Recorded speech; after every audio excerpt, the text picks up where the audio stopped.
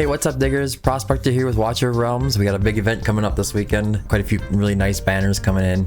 And the question is, to summon or not to summon? And I'm hoping at the end of this video, you have a good idea what you're going to do. So without further ado, let's dig in.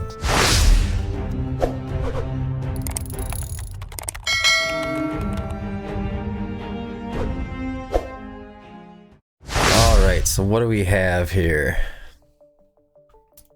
Open up the events. Now, you have your 2 times for rare summoning crystals and your 2 times for your divines or legendary summoning crystals. That's up to you. If you're early game, that might be a better option for you because you're gonna get a lot more epics that you're gonna need, especially early on. Even though these exclusive banners are not exclusive banners, but these 15x banners are really nice. The odds of you pulling legendaries are obviously really low, and you're gonna be really low on crystals, so it might be more optimal for you to try your odds for this. But I would actually advise that you hold onto your summoning crystals, especially your rares, because Dahlia event's coming up, and if you're early or mid game, she's gonna be a game changer for you, especially if you don't have like Comet and Boreas and stuff. As for the special divine summoning and the special invocation of spirits, you're gonna have Setram in there. And Setram can be a game-changing hero, especially early on to mid-game. In the end game, he is used sometimes for the guild boss, and quite a few stages in Void Rift Nightmare. He can be really helpful with that long range that he has and the amount of damage that he can do. He's really good for the Styx boss. Almost every Styx boss is using him. If you don't have Setram, you might decide to go for Setram.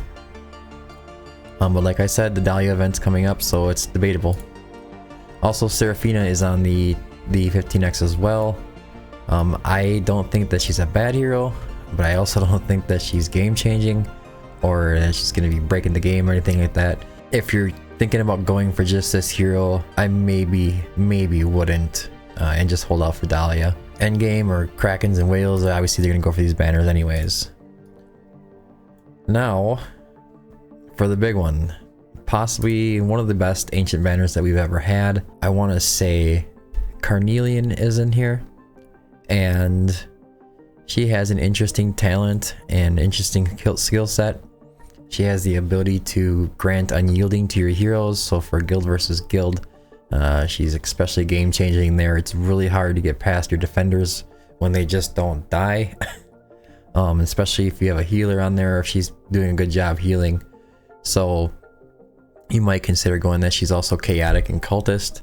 I have used her in Void Rift Nightmare when I want to say mid game, late game, when I was struggling and my tanks were getting one shot basically, and she would grant them the unyielding, and this is before I had Broke here and Baron as well. So she was a great hero for me for a while, and for me, I guess she just kind of sits there now. I don't have enough chaotic heroes to build a full out arena team.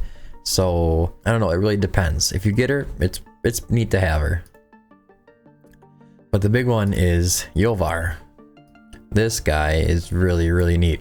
Okay. First off, he's a Piercer Lord.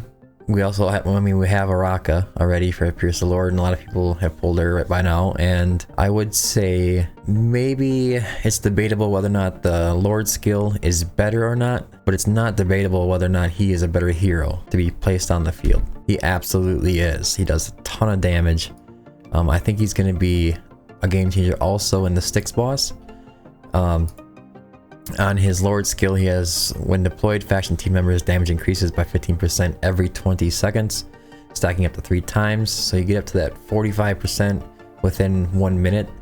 And with Araka, it all depends. They get extra damage based on the distance they are from the target. And the only one I think that right now can take advantage of the full 50% is Idril. So I think with a lot of your heroes, you're going to be better off just having him in the roster and putting him on your team for like guild boss and stuff. And if you want to use him on your team, say if you don't have a Hex and you have a Silas, Iovar and Hex is going to be like an amazing duo to be running out.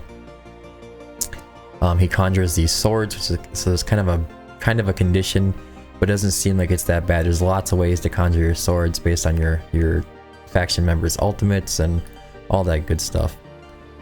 So if you're debating whether or not to summon for ancients, I am going to suggest that you do, even if you're not quite there on pity. But regardless, Iovar is an amazing hero, and I obviously think you should go for him, even if you only have 5 or 10, just in case you get that pull and he comes out.